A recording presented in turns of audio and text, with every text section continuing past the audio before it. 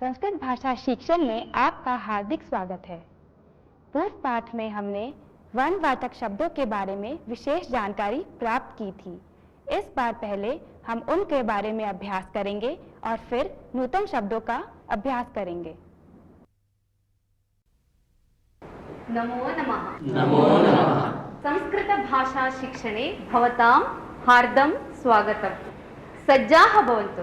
वयं संस्कृत सम्भाषणस्य अभ्यासं कुर्मः। पूर्वतनपाठे वयं वर्णानां परिचयं प्राप्तवन्तः। इदानीं तस्य एव अधिकम् अभ्यासं कुर्मः। पुष्पं, पुष्पस्य वर्णः रक्तः। पुष्पस्य वर्णः कः? पुष्पस्य वर्णः रक्तः। कन्दुकस्य वर्णः कः? कन्दुकस्य वर्णः रक्तः। पर्णं, पर्णस्य वर्णः हरितः। पर्णस्य वर्णः कः? पर्णस्य वर्णः हरितः। शुकः, शुकस्य वर्णः कः? शुकस्य वर्णः हरितः। धनस्यूतः, धनस्यूतस्य वर्णः कृष्णः। धनस्यूतस्य वर्णः कः? धनस्यूतस्य वर्णः कृष्णः। काकः, काकस्य वर्णः कृष्णः। काकस्य वर्णः कः? काकस्य वर्णः कृष्णः। पत्रं, पत्रस्य वर्णः कः? पत्रस्य वर्णः श्वेतः। सुधाखण्डः, सुधाखण्डस्य वर्णः कः? सुधाखण्डस्य वर्णः श्वेतः। कार्यानं, कार्यानं, कार्यानस्य वर्णः पीतः। कार्यानस्य वर्णः पीतः। कार्यानस्य वर्णः कः? कार्यानस्य वर्णः पीतः। सञ्चिका, सञ्चिकायाः वर्णः कः? सञ्चिकायाः वर्णः पीतः। पुष्पस्य वर्णः कः? पुष्पस्य वर्णः पीतः। ध्वजः, ध्वजे के वर्णाः सन्ति? हरितः, श्वेतः, काषायः। ध्वजे के वर्णाः सन्ति? ध्वजे हरितः, श्वेतः, काषायः। उत्तमम्। केशः, केशस्य वर्णः कः? केशस्य वर्णः कृष्णः। भवत्याः शाटिकायाः वर्णः कः? मम शाटिकायाः वर्णः नीलः। भवत्याः शाटिकायाः वर्णः कः? मम शाटिकायाः वर्णः कृष्णः। उत्तमम्। तस्याः शाटिकायाः वर्णः कः? एतस्याः शाटिकायाः वर्णः हरितः। भवत्याः शाटिकायाः वर्णः कः? मम शाटिकायाः वर्णः रक्तः। आकाशस्य वर्णः कः? आकाशस्य वर्णः नीलः। एवं वर्णाः सन्ति। प्रधानतया एते वर्णाः कृष्णः, नीलः, नीलः, पीतः, पीतः, श्वेतः, श्वेतः, रक्तः, रक्तः, हरितः, हरितः, काषायः। काषायः। अब आप एक दृश्य देखेंगे और एक गीत सुनेंगे जिसमें वर्णवाचक शब्दों का प्रयोग किया गया है। श्वेतः, श्वेतः, हंसः, श्वेतः, श्वेतः, श्वेतः, दन्तः, श्वेतः, कृष्णः, कृष्णः, काकः, कृष्णः, कृष्णः, कृष्णः, केशः, कृष्णः, नीलः, नीलः, मेघः, नीलः, नीलः, नीलः, कृष्णः,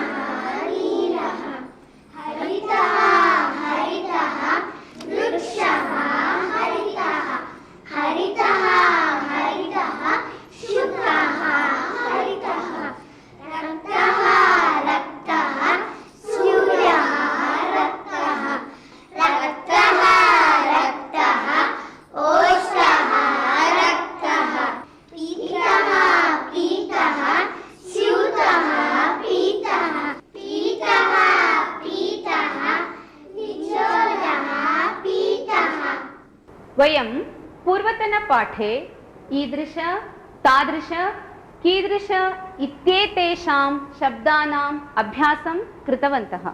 इदानीं तस्यैव अधिकम् अभ्यासं कुर्मः। मम समीपे ईदृशपुस्तकम् अस्ति।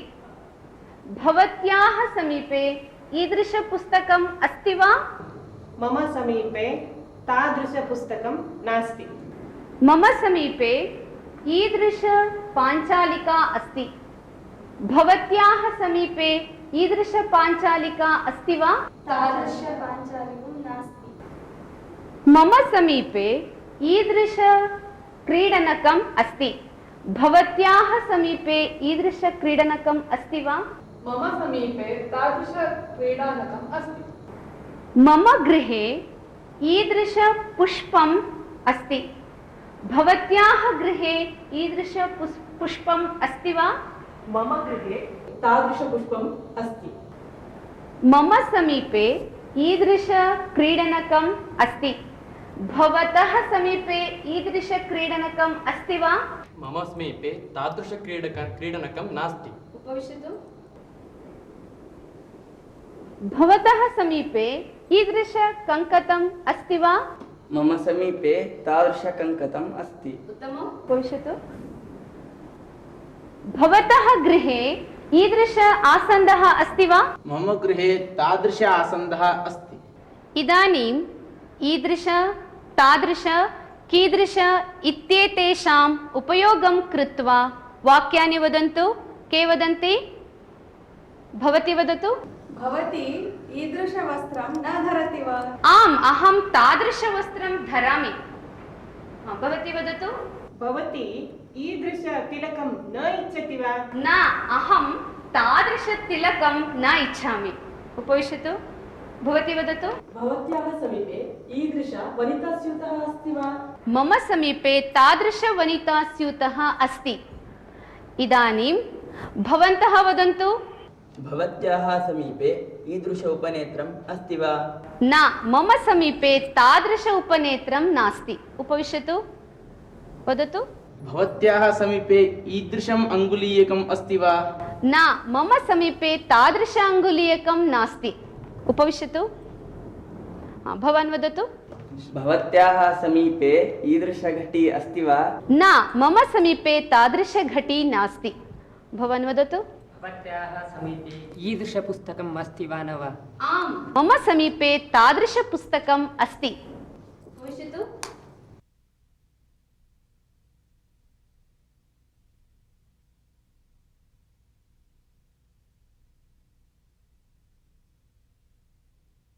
लेखनी अस्ति किन्तु न लिखति।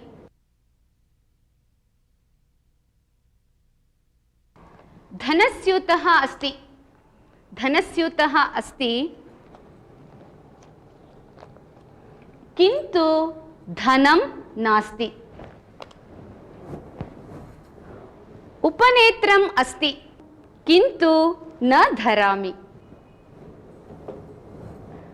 वाहनस्य कुञ्चिका अस्ति किन्तु न ददामि।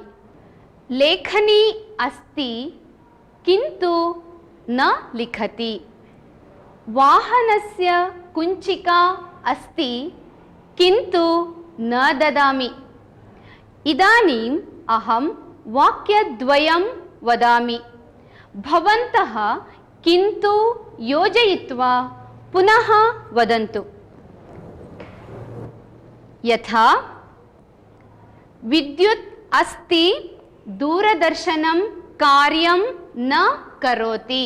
विद्युत् अस्ति किन्तु दूरदर्शनं कार्यं न करोति। पिपासा अस्ति सः जलं न पिबति। पिपासा अस्ति किन्तु सः जलं न पिबति। धनिकस्य समीपे बहु धनम् अस्ति, दानं न करोति।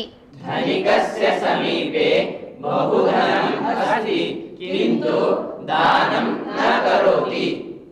तस्य बुभुक्षा अस्ति भोजनं न करोति तस्य बुभुक्षा अस्ति किन्तु भोजनं न करोति तस्याः शिरोवेदना अस्ति गुलिकां न स्वीकरोति तस्याः शिरोवेदना अस्ति किन्तु गुलिकां न स्वीकरोति शिरः अस्ति बुद्धिः नास्ति शिरः अस्ति किन्तु बुद्धिः नास्ति इदानीं भवन्तः किन्तु उपयोगं कृत्वा वाक्यानि वदन्तु वदतु मम समीपे हस्तघटी अस्ति किन्तु कार्यं न करोति उत्तमम् उपविशतु वदतु मम समीपे लेखनी वर्तते किन्तु न अहं लिखामि भवान् वदतु मम समीपे उपनेत्रम् अस्ति किन्तु अहं द्रष्टुं न शक्नोमि उपविशतु भवान् वदतु मम समीपे कर्णकुण्डलम् अस्ति किन्तु न धरामि उत्तमम् उपविशतु वदतु मम इदानीं पिपासा भवति किन्तु न पिबामि उत्तमं भवान् वदतु मम गृहे दूरदर्शनम् अस्ति किन्तु अहं न पश्यामि भवान् वदतु मम समीपे यानम् अस्ति किन्तु न चलति उत्तमं भवान् वदतु संस्कृतम् अतिसरलं वर्तते किन्तु सर्वे जनाः न वदन्ति उत्तमं भवती वदतु अहं दानं कर्तुम् इच्छामि किन्तु धनं नास्ति उत्तमं भवती वदतु अत्र कृष्णफलकम् अस्ति किन्तु मम गृहे नास्ति उत्तमं भवती वदतु मम पुत्री बुद्धिमती अस्ति किन्तु सम्यक् अध्ययनं न करोति उत्तमम् उपविशतु भवती वदतु मम गृहे धनम् अस्ति किन्तु न भवति अस्माकं देशे जनसंख्या अधिका अस्ति किन्तु साक्षरता न्यूना अस्ति वदतु सर्वदा अहं वाक्यं वदामि किन्तु अद्य न वदामि संस्कृतमेव सम्भाषणं कर्तुम् इच्छामि किन्तु न शक्नोमि लेकिन इस अर्थ में किंतु अव्यय का प्रयोग किया जाता है। पुस्तकं पुस्तकं बृहत् अस्ति पुस्तकं लघु अस्ति पुस्तकं लघु अस्ति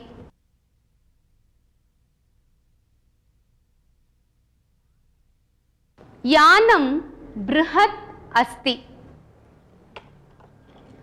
यानं लघु अस्ति यानं कथम् अस्ति यानं लघु अस्ति पर्णं बृहत् अस्ति पर्णं बृहत् अस्ति पर्णं लघु अस्ति पर्णं कथम् अस्ति पर्णं बृहत् अस्ति भावचित्रं कथम् अस्ति भावचित्रं बृहत् अस्ति भावचित्रं कथम् अस्ति भावचित्रं लघु अस्ति कन्दुकं कथम् अस्ति कन्दुकं बृहत् अस्ति कन्दुकं कथम् अस्ति कन्दुकं लघु अस्ति पात्रं बृहत् अस्ति वा लघु अस्ति वा पात्रं बृहत् अस्ति पात्रं कथम् अस्ति पात्रं लघु अस्ति उत्तमम्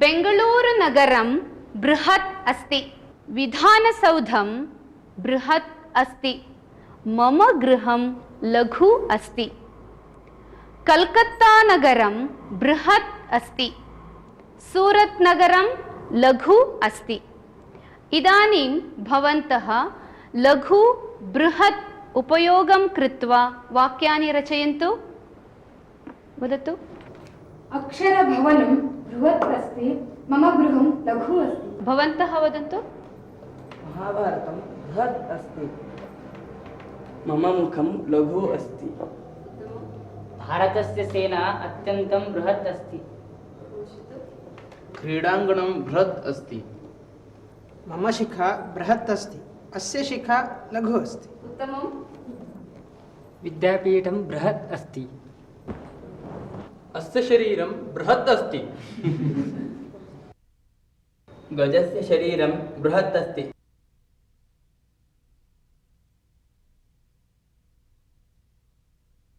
अम्बा मम रोटिका मास्तु। एकां खादतु, चिन्ता नैव। जलं ददातु। स्वीकरोतु।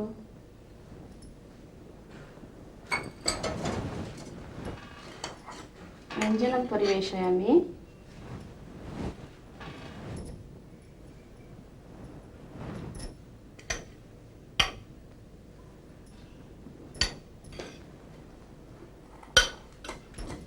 अम्बा व्यञ्जनं कटुः अस्ति। एतत् खादतु। गृञ्जनकस्य व्यञ्जनं कटुः नास्ति।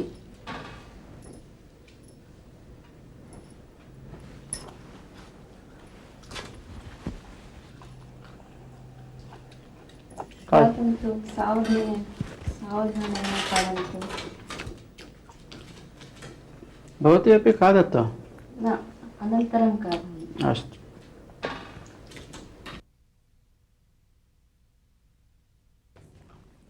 अम्बा किञ्चित् व्यञ्जनं परिवेशयतु।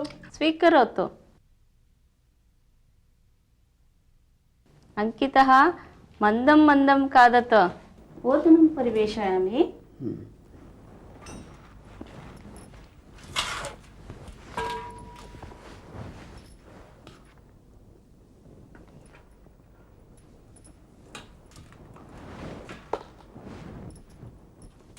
सारं परिवेशयामि वा? मम सारं परिवेशयतु। मम अपि सारः। लवणं परिवेशयामि वा? किञ्चित् परिवेशयतु। स्वीकरोतु। किञ्चित् अवलेहं परिवेशयतु। स्वीकरोतु। मह्यमपि परिवेशयतु।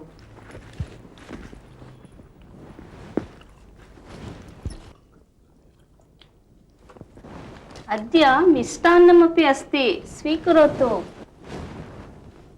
एकं पर्याप्तं। भवानपि स्वीकरोतु। अस्तु। सावधानेन खादतु।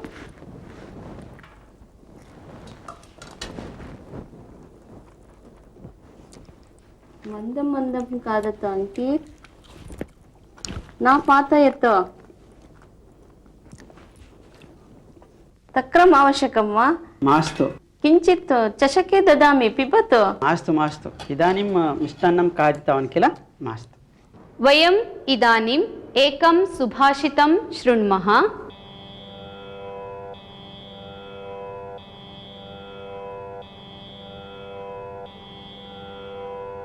चिन्तनीया हि विपदाम् आदावेव प्रतिक्रिया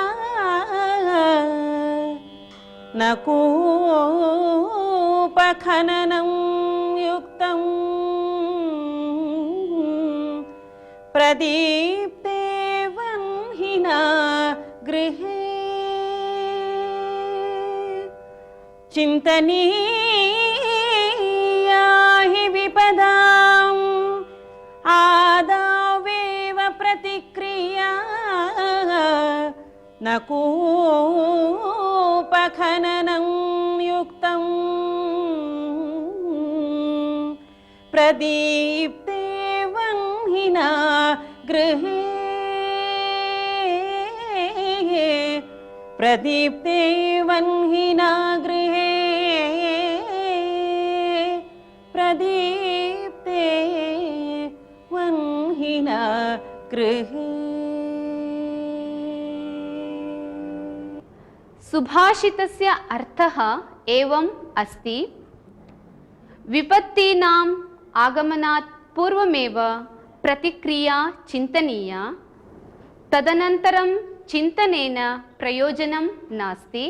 यथा यदा गृहम् अग्निना ज्वलति तदा जलसंग्रहार्थं कूपखननम् उचितं न, पूर्वमेव जलस्य संग्रहः करणीयः, अतः पूर्वमेव चिन्तनीयम्।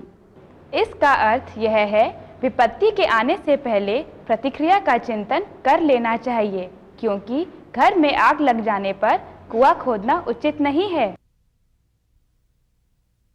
अहम् इदानीम् एकां कथां वदामि। भवन्तः सावधानेन शृण्वन्तु। कस्मिंश्चित् अरण्ये कश्चन व्याधः आसीत्। सः प्रतिदिनं मृगयां कृत्वा प्राणिनां मांसं चर्म च विक्रीय जीवनं करोति स्म। एकदा सः अरण्यं गतवान्। तत्र मार्गभ्रष्टः अभवत्। तदा इतस्ततः अटने एव सायङ्कालः जातः।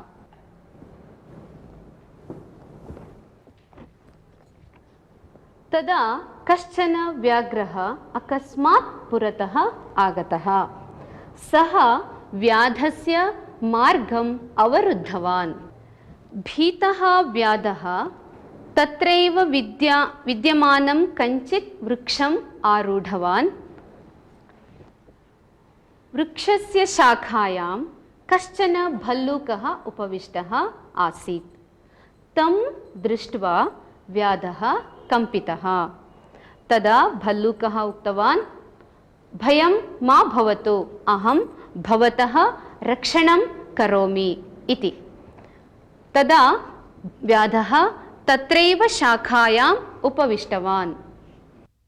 भल्लूकः पुनरपि उक्तवान्, इदानीं भवान् निश्चिन्ततया निद्रां करोतु, अहं रक्षणं करोमि। एकस्य यामस्य अनन्तरम् अहं निद्रां करोमि, भवान् रक्षणं करोतु इति। व्याधः निद्रां कृतवान्। वृक्षस्य अधः व्याघ्रः व्याधस्य प्रतीक्षायाम् एव आसीत्। तदा व्याघ्रः भल्लूकम् उक्तवान्, मित्र, आवां मृगौ, एषः व्याधः अस्माकं वैरी। इदानीं भवान् तस्य रक्षणं करोति चेदपि श्वः सः भवन्तं मारयति, अतः तम् अधः पातयतु इति। तदा भल्लूकः उक्तवान्, भो मित्र, यदि अहं तं मुञ्चामि तर्हि इहलोके अपख्यातिः, परलोके दुर्गतिः च भवेत्, अतः एतं न मुञ्चामि इति उक्तवान्। कश्चन कालः अतीतः। व्याधः जागरितवान्। भल्लूकः निद्रां कृतवान्। तदा व्याघ्रः उक्तवान्, भवतः शत्रु अस्ति भल्लूकः, अतः तस्य जागरणात् पूर्वम् एव तम् अधः पातयतु इति। तदा व्याधः निद्रामग्नं भल्लूकम् अधः पातितवान्। पातनसमये जागरितः भल्लूकः काञ्चित् शाखाम् अवलम्ब्य वृक्षं यथापूर्वम् आरूढवान्। तदा पुनः स्वस्थानं गत्वा उपविष्टवान्। तं दृष्ट्वा व्याधः कंपितः अभवत्। तदा व्याघ्रः भल्लूकम् उक्तवान्, भवान् एतस्य रक्षणं करोति चेदपि भवन्तं मारयितुं सः उद्युक्तः, अतः एतम् अधः पातयतु इति। तदा भल्लूकः समाधानेन उक्तवान्, मित्र, दुर्जनेभ्यः अपकारिभ्यः च विवेकिनः न कुप्येयुः। अपकारिभ्यः उपकारः करणीयः इति नीतिः अस्ति, अतः अहम् एनं न मुञ्चामि इति। बहुधा व्याघ्रेण प्रार्थितः चेदपि भल्लूकः व्याधं प्रभातपर्यन्तं रक्षितवान्। एवं भल्लूकः दुर्जने अपि व्याधे औदार्यं दर्शितवान्। कथायाः अर्थं ज्ञातवन्तः किल? धन्यवादः। नमो नमः।